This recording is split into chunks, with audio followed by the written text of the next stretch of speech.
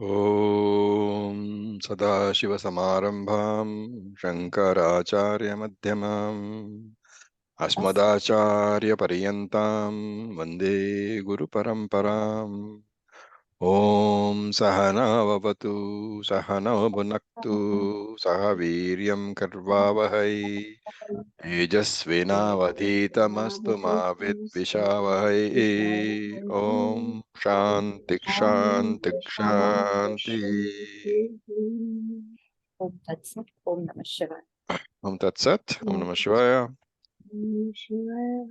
So we had completed the 12th mantra in the last class, which concludes the Upanishad. Now I had mentioned that the Upanishad is, though it is only 12 mantras, it's a very difficult to understand and retain type of Upanishads. So Shankaracharya, Gaudapadacharya writes a lot of Kaarikas on it so as to drive home the meaning of the Upanishad. And that's why after every mantra, we found that there were certain Kaarikas. And after the last mantra also, there are some more Kaarikas. So here he is again giving us the opportunity to dwell over, to contemplate over the mantras. So you can call it Nididhyasanam, you can call it a summary also. So we will chant the Karika number 24. Please note that the Upanishad is ended with mantra number 12. Now we are going to the 24th Karika. There are no more mantras. From now onward, it's only Karikas. So we will chant. Please unmute yourself. Omkaram Padasho Vidyat. Omkaram Padasho Vidyat Pada Matrana Samshayaha. Pada Matrana Samshayaha. Omkaram Padasho Jnatva. Omkaram Padasho Jnatva Nakinchidapi Chintayet. Nakinchit api chintayet. Okay. So, Nakinchit api chintayet. Does it remind you of something?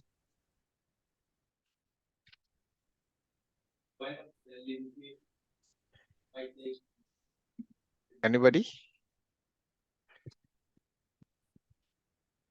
No? Bhagavad Gita, Bhagavad Gita. chapter 2. No. Atma samstham mana kritva na kinchid api chintaye. Where does it come?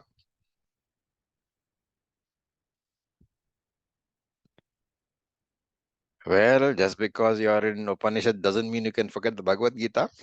Anyway, I suggest you go and look it up. It's in chapter 6. All right. So let us see what he's saying. He says, Omkaraha Padasho Vidyat. So Omkaram, the Omkara, Vidyat. You should understand how Padashaha in terms of the Padas, right? Padas of what? Of Atma. So Omkara has matras and Atma has padas, which we saw. I hope you remember. What are the matras of Omkara? The 4 matras. U, Ma, and Akara. Akara, Amatra. Ukara, Makara, Amatra. What are the 4 padas of Atma? Vishwa, Tejasa, Prajnaha, and Turyam. And Turyam. Okay, also called Prathama Pada, Dvitiya Pada, Tritiya Pada, and Chaturtha Pada. That is Turyam. So these you should remember. And so he's saying that Omkaram Padasho Vidyat. One should know the Omkara in terms of the Padas. And what are they? Padaha, matraha, na samshayaha. The four padas are of the Atma are equal to the four matras of Omkara. Na samshayaha. There is absolutely no doubt in this matter. Right? So one should clearly know Omkara in terms of the relationship. Each pada of the each matra of the Omkara has with the relative pada of the Atma. That is why he says pada matra na samshaya. Have no doubts that every pada of the Atma has or is equivalent to the relative matra Omkara. You should be able to perceive that equation, that pada is equal to matra. And then Omkaram padasho jnatva. Padasho, in terms of the pada, having known the Omkaram, having known Omkara in terms of the four padas of the Atma, okay, what is this actually? Remember that there are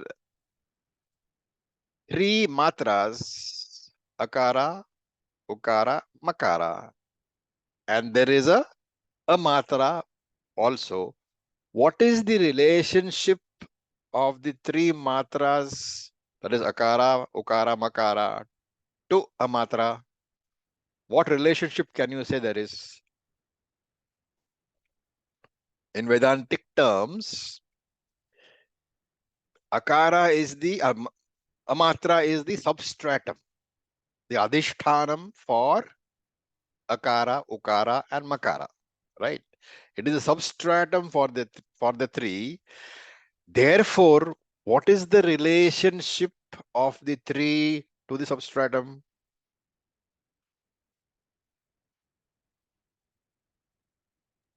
Dependent existence. Okay, Superimposition. superimposition. So Adhyaropa, right? So you have to understand that Akara, Ukara, Makara are superimposed upon the substratum. Therefore, Akara, Ukara, Makara is the Adhyaropa. And when we do the Adhyaropa Apavada, the Kriya, the process, Prakriya, what do we do? First, you superimpose the world upon Brahman. That is called Adhyaropa.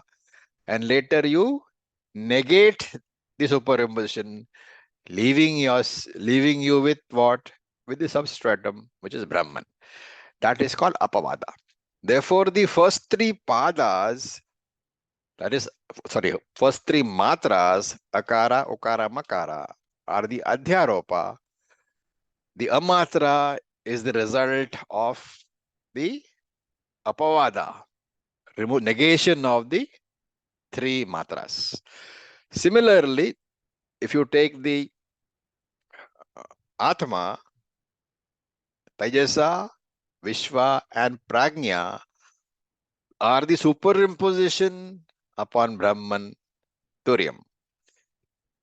Therefore, whenever we talk about Vishwa, Tajasa, Prajna, it is Adhyaropa, the superimposition.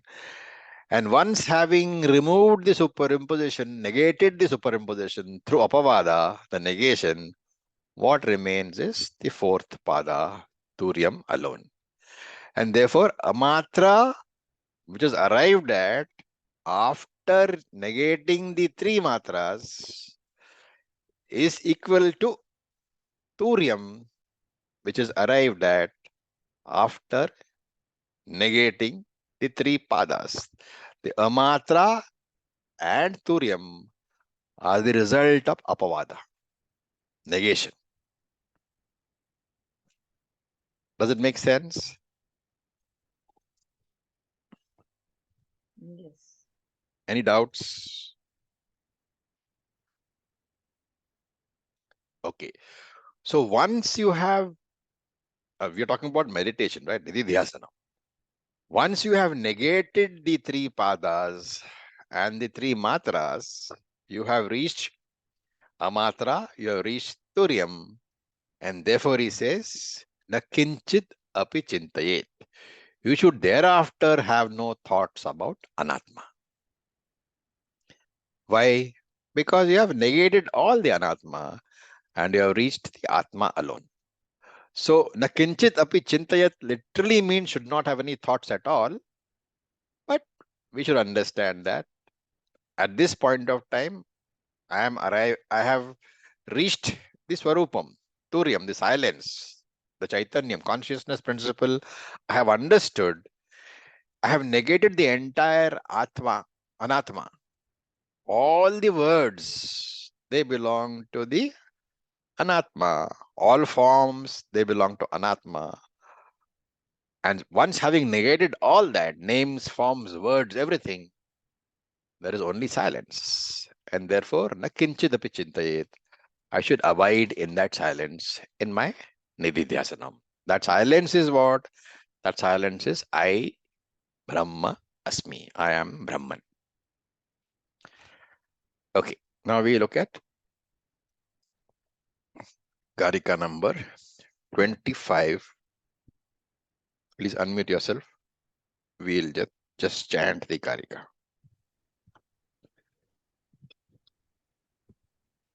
Yunjita pranave chetaha Yunjita pranave प्रणवे चेतः pranavo brahma nirbhayam pranavo प्रणवो ब्रह्म निर्भयम् pranave nityayuktasya pranave प्रणवे nityayuktasya नित्ययुक्तस्य न भयं विद्यते क्वचित्. na bhayam न भयं विद्यते क्वचित् Okay. So Yunjita Pranave Chetaha. So you can rearrange that. Chetaha, the mind. Yunjita, you should fix upon Pranavaha, Omkara. Right? Having fixed the mind on Omkara, which means also that you are fixing the mind on the Atma because Omkara and Atma are equated. One should practice Nididhyasana. What is the idea here? That you are going to, continuously bring to your mind during Nididhyasanam all the terms. Prathama Pada, Dvitiya Pada, Tritiya Pada, Chaturtha Pada, Akara, Makara, Ukara, and Amatra. All these words you are going to meditate upon and thinking about the meaning also. What will be the result in the meditation whenever Akara comes to mind or whenever the first Pada comes to mind, Vishwa, what should be immediately grasped by the mind? What should be visualized when Prathama Pada is used? What should be visualized?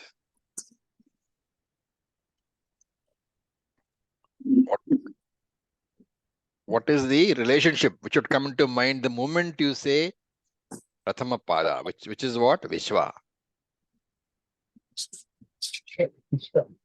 Waking state. Vishwa is not the waking state. Just What is Vishwa? it is the consciousness associated with that It is state. the consciousness associated with the waking state. Waking state is Jagrada Avastha. The consciousness associated with the waking mind, that is Vishwa. That person, RM plus RC, RM plus OC in the Jagrada Avastha is Vishwa. And therefore, the moment Vishwa comes to mind in your meditation, what should you visualize?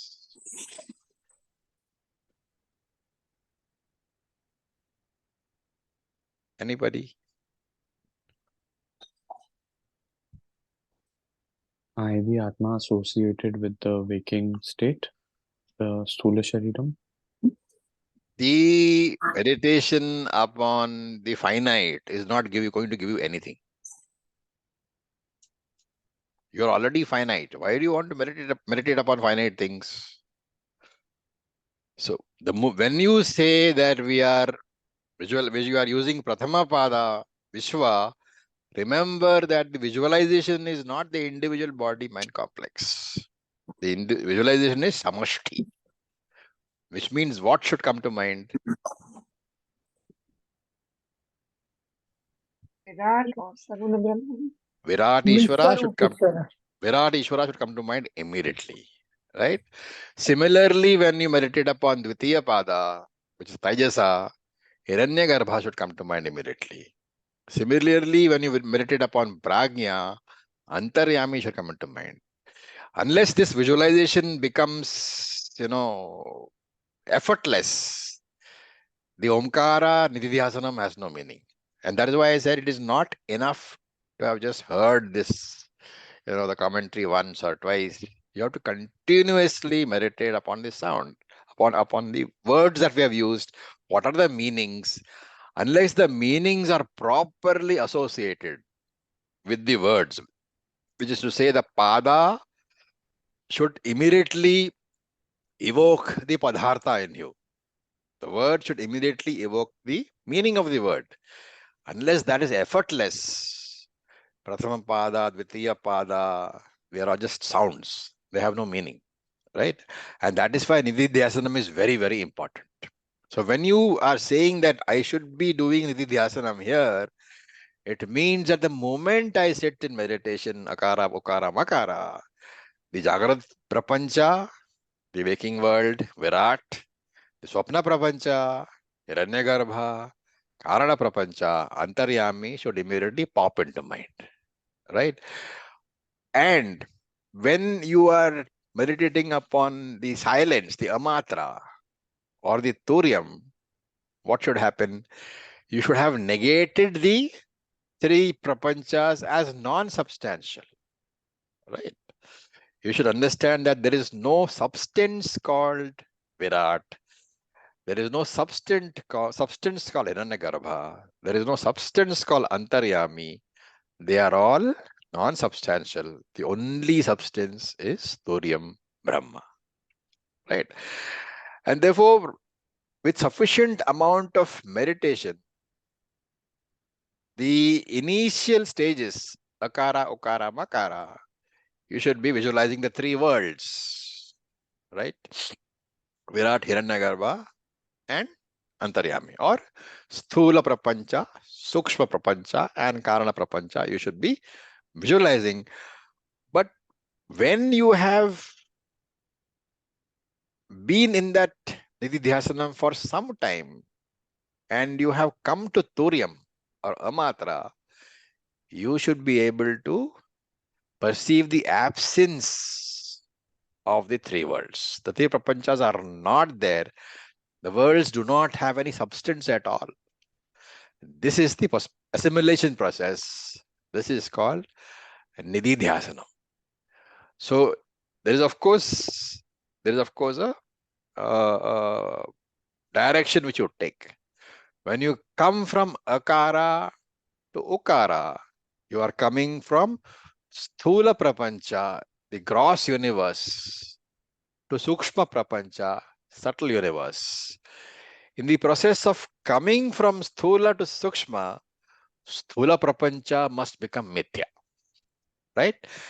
Must become without substance. Therefore, and remember that Sthula Prapancha is the Padhartha, the object denoted by the word Sthula Prapancha. Word Sthula Prapancha. And the Sthula Prapancha is represented by Akara. Now, Akara therefore represents the gross universe. And while you start with the gross universe, when you're meditating upon Akara, the gross universe is brought to mind. But when you have moved from Akara to Makara, what has happened? You have negated the Sthula Prapancha, the gross universe, as Mithya. And since the Padartha, the gross universe, has been negated, remember that Akara, which is the word representing the gross universe, that also loses meaning. Therefore, while negating the gross universe, you have also understood that akara has no meaning, right? Just as, to take an example, when you are meditating upon the bangle and you understand that there is no substance called the bangle, there is only gold, right? The bangle is the pada, the word, the bangle shaped gold, that round shaped gold, that is the padartha.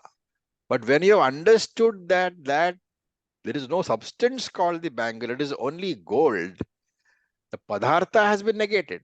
There is no padartha called bangle, and therefore there is the word bangle also becomes meaningless.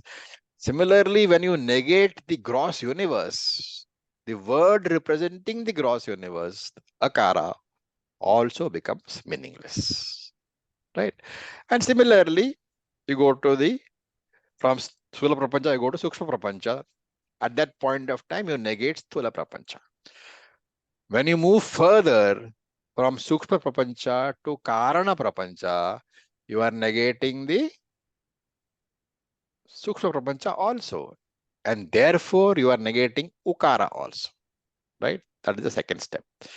In the third step, when you move from the Karana Prapancha to Brahman, you are negating Karana Prapancha as Mithya. You have negated the meaning of the word Makara also, right? Therefore, by this time, you have come to silence, because amatra is there. All the matras have been negated. You are an amatra, the gap between the two ohms. The world should have been negated as mithya. You should be aware only of yourself as Turiam. Okay. Remember, one important part is the teacher has no role to play in this exercise. Once the teaching is done, once akara, ukara, makara, Turiam, and the four padas of Atma have been explained, the connection has been explained, the process has been explained. In the Nidhi Dhyasanam, only you are there. Only you can do Nidhi Dhyasanam. The teacher can do nothing. And that is what is being conveyed here. So he says, Pranavo Brahma Nirbhayam. Right?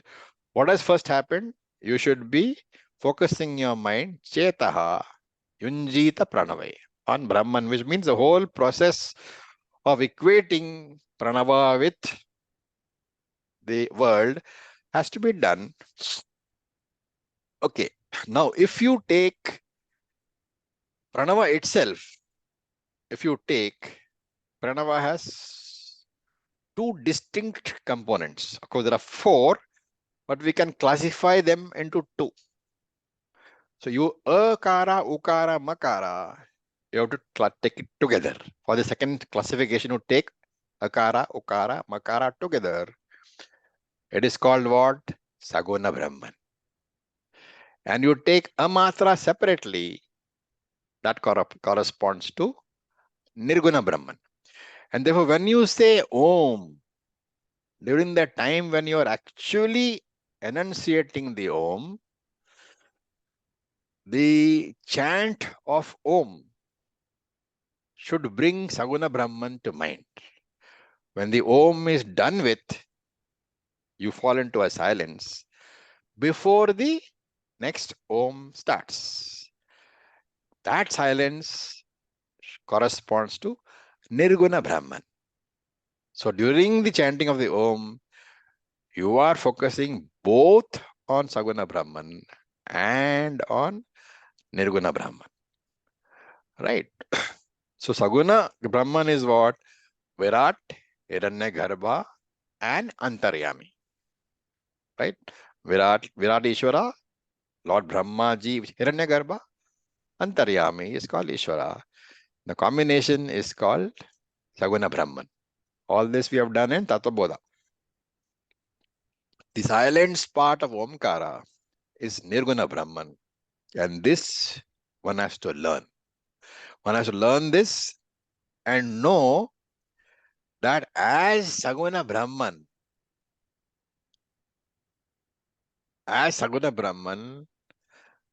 you can never be free from all insecurity. But as Nirguna Brahman, you are free from all insecurities, because all fears, insecurities, everything belong where? Belong to the three worlds alone. So he says, Pranave Nitya Yuktasya. The one who is Nitya Yuktaha, constantly meditating upon Pranavam, Omkara. What does he know? He knows that the world, Jagat, is Saguna Brahman. I am Turyam, Nirguna Brahman. And once I know that I am Turyam, know that I am Brahman, what happens? I am aware that the world is born in me, is sustained in me, and is resolved in me. I understand that I am Srishti Karanam, Sthiti Karanam, and Laya Karanam. Nothing happens to me. The world comes and the world goes. The Sthula, Shukshma, Sharirams are mortal. Right? At the Vyashti level, the Sthula Shariram, Shukshma Shariram is mortal. The Karana Shariram is subject to negation. Therefore, all three go away. All three are mithya. But I, Turyam, I am free from mortality. And therefore, na bhayam vidyate kvachit. I am not afraid of anything. Na bhayam vidyate. I do not have any fear at all. I, the Turya Brahman, am free from mortality. Mortality is our greatest fear. And therefore, I am free from freedom also. This idea requires constant amount of nididhyasana. That I am Brahman, in me the world arises, in me the world is sustained, in me the world is resolved, and therefore what do I have to fear? It's a staggering concept, even though we are advanced Vedantics and we have been meditating upon this again and again and again. Here Gaudapada is saying that I am all that is there. Everything else is mithya. And therefore, one needs to do constant nididhyasana. Okay, any questions so far?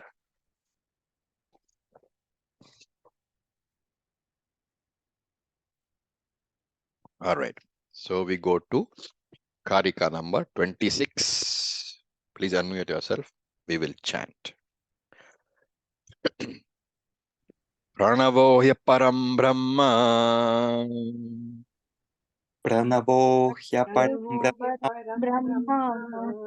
Pranavascha parasmritaha. Pranavascha Pranavasya Parasmritah. parasmritah. Apurvo nantaro bahyaha. Apurvo Apurvo Apurvo nantaro bahyah. Anaparaf pranavo avyayaha. Anaparah Pranavo Anapara pranavo avyayah. So again, a shloka which is talking about Omkara Dhyanam. What is the understanding that I should have when I am doing Omkara? This is what Gaudapada is saying. Pranavo, you have to break that up properly. Pranavo hi aparam brahma. Pranavo hi aparam brahma is the first quarter, right? Aparam brahma means what?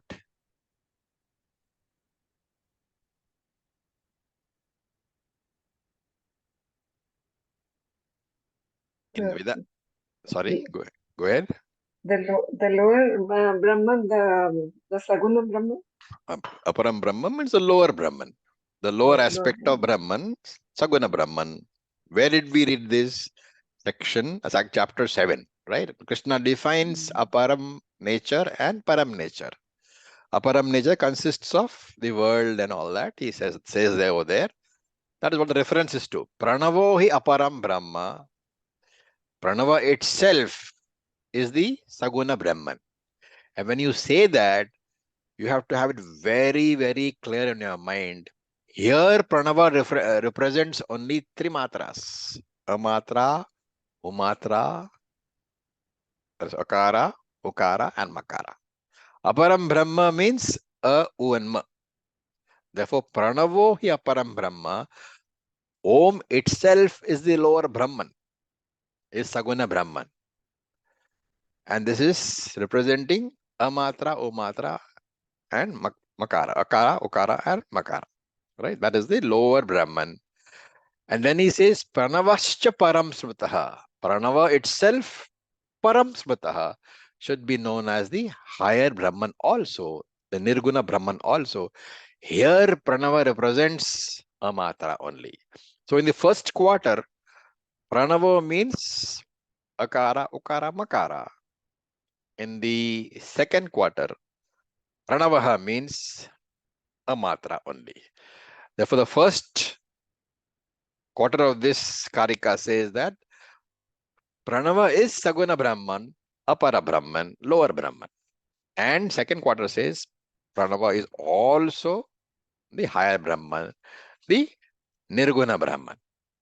And when you equate it to the universe, you have to say Pranava represents Virat, Hiranyagarbha, Antaryami. All three are Saguna Brahman with attributes. While Amatra, the fourth, represents Nirguna Brahman without any attributes. Okay, then you go to the third quarter. There you break it up. Apurvaha, Anantaraha, Abhahyaha. So that, but carefully break it up. Apurvaha, Anantaraha, Abhahyaha. What is he referring to? He is referring to Nirguna Brahman. Pranavascha Paramparasmataha.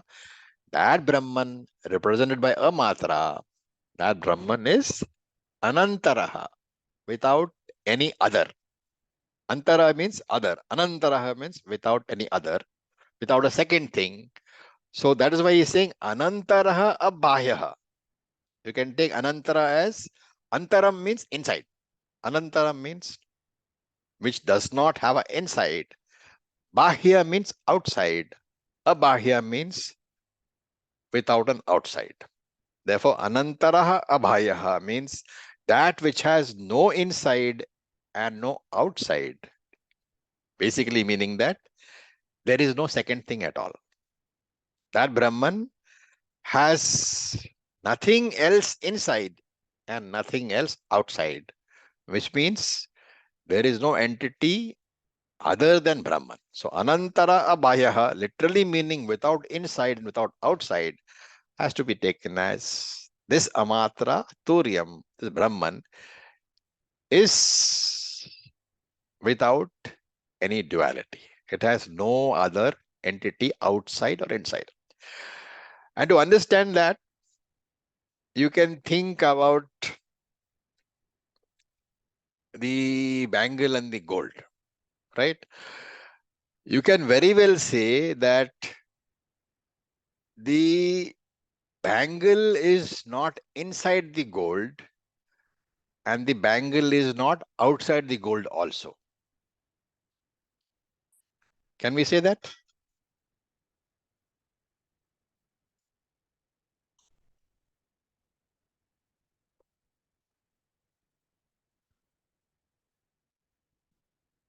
Is it a logical statement that bangle is not inside the gold and bangle is not outside the gold? Yes, because bangle is gold itself. Right? Bangle is gold itself. When you are saying there is no bangle inside the gold, there is no bangle outside the gold, what you are saying is there is no substance called bangle. There is gold alone. And this is exactly what is being said here. There is nothing else but Brahman. And Jagat is only name and form. So there is no substance called Anatma. All that is there is Atma only. Then what is Anatma? Anatma is just a padam, a word that we use. And therefore he says Anaparaha, Apurvaha, Pranavaha, Avyayaha. More descriptions. Okay. Apurvaha. Apurvaha means, Purva literally means before.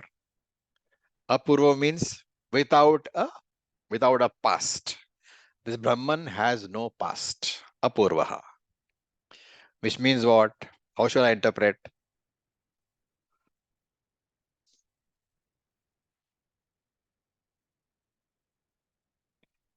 The word Apurva has to be very carefully interpreted here. What is the meaning? Literal meaning is without anything before.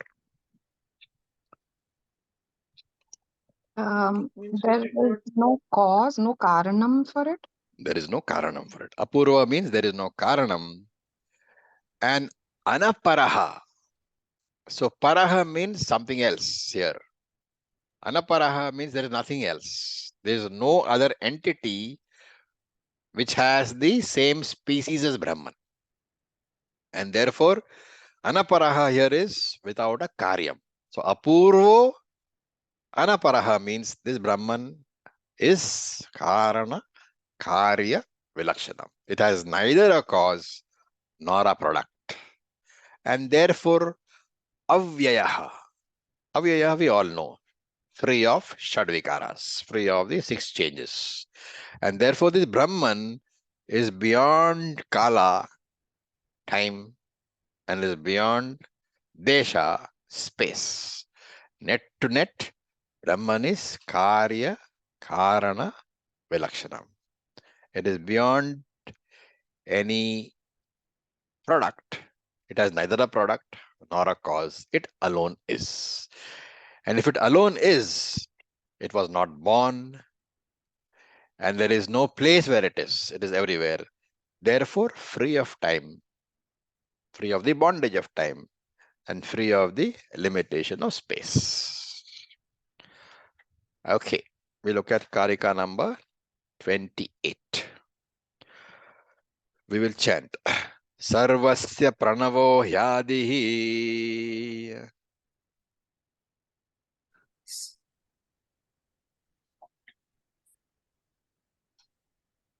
Am I audible?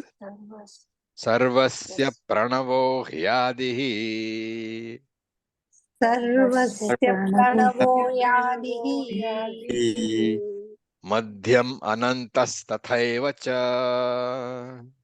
मध्यम् अनन्तस्तथैव च Evam hi pranavam gyatva. एवं हि प्रणवं ज्ञात्वा Vyashnute tadanantaram. व्यष्टेतरम् Okay, Pranavaha, Omkara, He Adihi is the beginning indeed, and Madhyam cha is also the middle. Tatha eva antachaha is also the end of what? Sarvasya. This Omkara is the beginning and the middle and the end of everything. And Gyatva Pranavam Evam. Having known this Omkara in this manner, Vyashnutehi Tad Anantaram. You will immediately, Vishnute means you will get. You will get that immediately. Tad, that you will get immediately. Right? What will you get immediately? We will see. So we are saying here that gold is the substance which pervades the ornament. The very existence of the ornament is borrowed from the gold only. Similarly, Turyam Brahman alone exists in the Sthula Prapancha, in the Sukshma Prapancha, and the Karana Prapancha. It pervades the beginning, the middle, and the end of all creation. And therefore, Sarvasya Pranavo Hyadihi Madhyam Antas Tathaiva cha. Everything is Brahman alone. It pervades everything. It lends existence to all. And that is why it is the beginning, because it was there before the world began. It is the middle because it is there when the world is there. It is the end because when the world is gone, it is still there. It is the content of the entire universe, including space and time. And evam hi pranavam gyatva, you should understand pranavam in this manner only. You should own up that thorium as yourself, right? I, the consciousness principle, am the witness of thorium. I am the silence. I am the consciousness principle itself. Knowing that, one merges into thorium. That is what is said here. And look at Karika number 28. We will chant. Pranavam Hishwaram Vidyat. Okay, let's chant that. Pranavam Hishwaram Vidyat. Pranavam Ishwaram Vidya. Prana- Sarvasya Hradi Samstitam. Sarvasya Hridhi Sarvasya Hridhi Samsthitam Samsthitam. Sarvavyapin Momkaram. Sarvavyapi Sarvavyapinim Sarvavyapinim Omkaram. Matva Dhiro Na Shochati. Twadhiro Matva Dhiro na Dhiro Na Shochati. Shochati. So Vidyat, one should know, Pranavam Hi Ishwaram. Omkara indeed is the Lord, indeed is Ishvara. Sarvasya Hridi Samsthitam, who is present in the heart of all. And Matva Omkaram, having known this Omkara, Sarva Vyapinam, as all pervading, Dhiraha Na Shochati, the Jnani, the wise person, does not have any more sorrow. Right? So that Chaitanyam, that Omkara is Ishvara, you should know. And where is he? Sarvasya Hridi Samsthitam. You saw that in Bhagavad Gita also. And what type of Ishvara is he? Sarva Vyapinam, all pervading. Therefore, that Om, that consciousness called Om, is in the mind of every single living being. Having known that Omkara, that consciousness which is all pervading, Dhiraha Nasochati, the discriminative seeker has no grief in life. And Shankara gives the reason. He says all grief, and there is a thing called Dushta Chatushtayam. You know, sadhana, you have sadhana Chatushtayam. What are they? The four ones. Viveka, Vairagya, Moksha, Moksha. Viveka, Vairagya, Shat Sampat. and Moksha. They are called sadhana Chatushtayam. There is a similar thing called Dushta Chatushtayam. Raga, Dvesha, Kama, Krodha. Shankara says, when this person has understood that Raga, Dvesha, Kama, Krodha, they all belong to what? To the Mithya universe. And therefore, Dhiraha Nashvachati. He does not grieve anymore. Now we look at the last Karika. We will chant. Amatro Nantamatrascha Amatro Nantamatrascha Daitvasyopasamah Shivaha Dvaitasyopashama Shivaha. Omkaro Vidito Yena Omkaro Omkaro Vidito Yena. Samurirnetaro Janaha Munirnetaro Samunirnetaro Janaha. Samunirnetaro Janaha. Samunirnetaro Janaha. So he's again come back to definition of Omkara. Omkara amatraha is without a matra, without the a, u or ma, without any sound. And he says ananta matrascha. Omkara is also with infinite number of sounds. Right? Then upashamaha, it is the ground of dissolution of Dvaitam. It is the ground of dissolution, resolution of all the Dvaitam, means the entire universe, the duality is resolved into Dvaitam. It is Shivaha, auspicious, and Munihi, that person is a sage, is a Munihi, is a Rishi, is a Jnani, Yena Omkara Viditaha. The one who knows Omkara, he alone is a Munihi. He alone is a Jnani. Na Itaraha Janaha, not anybody else. So very clearly saying, if you don't know the relationship between Omkara and the world, then you have not understood at all. So you are not a Jnani. So the individual sounds of Omkara, the first quarter, which says that Amatra, Ananta Matra. Omkara is a matra which does not have sound, and it is also got Ananta Matras, infinite number of sounds. So the individual sounds, U, and Ma, are limited. Ananta Matra is what? It is the silence. It is a Turiam. Ananta Matra is continuous. It has no boundaries. It doesn't begin, it doesn't end. Therefore, Ananta Matrascha means the infinite number of sounds are contained, superimposed over this Amatra.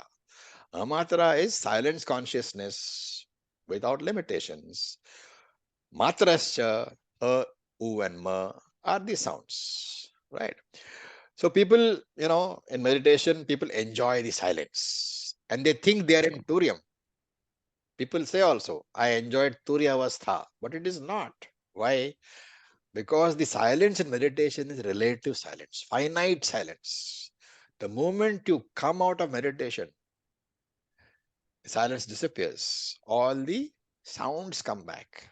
Therefore, Vedanta is not interested in this finite silence of meditation. But for Vedanta, the infinite silence, the amatra, is the consciousness principle.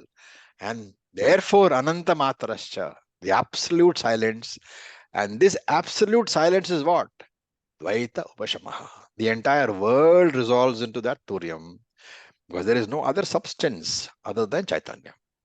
And therefore only this word Dvaita Upashamaha, you have to connect to Prapanchopashamaha. We saw that earlier. It is a ground of dissolution of reality, of duality. Those two words have to be connected. And not only that, this Omkara is Shivaha, always auspicious, never disturbed by any sounds. And therefore only Yena Omkara Viditaha, that person who recognizes Omkara in this manner, Saha Munihi, he is the real Jnani, na itaro janaha, not any other person who calls himself a Muni. And Shankara adds here, even Shastravit, even if a person is a Shastra Pandit, he cannot be called a Munihi unless he knows the relationship between the four padas of Atma and the four matras of Omkara.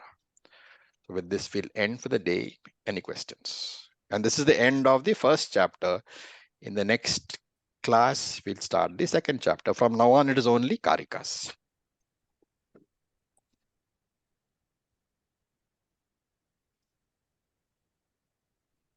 So Acharya, that silence Yeah. during meditation, if we are invoking Brahman on that, from silence, if we go on to the consciousness principle Yes, that is as a fine. vichara or as That, an inquiry, correct. That is what you're supposed to do. But there are many people who do not come to Jnanam. And in fact, Yoga Shastra, when it talks about Samadhi, it is talking about the limited silence. And Yoga Shastra talks about limited silence as moksha. So that is what is being negated here.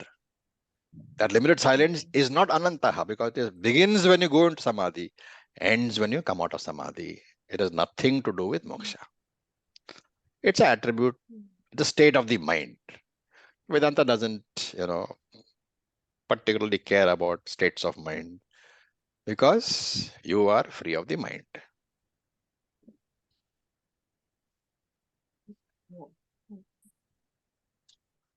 Om Purnamadav Purnamidam Purnat Purnamudachyate Purnasya Purnamadaya Purnam Eva Vashishyate.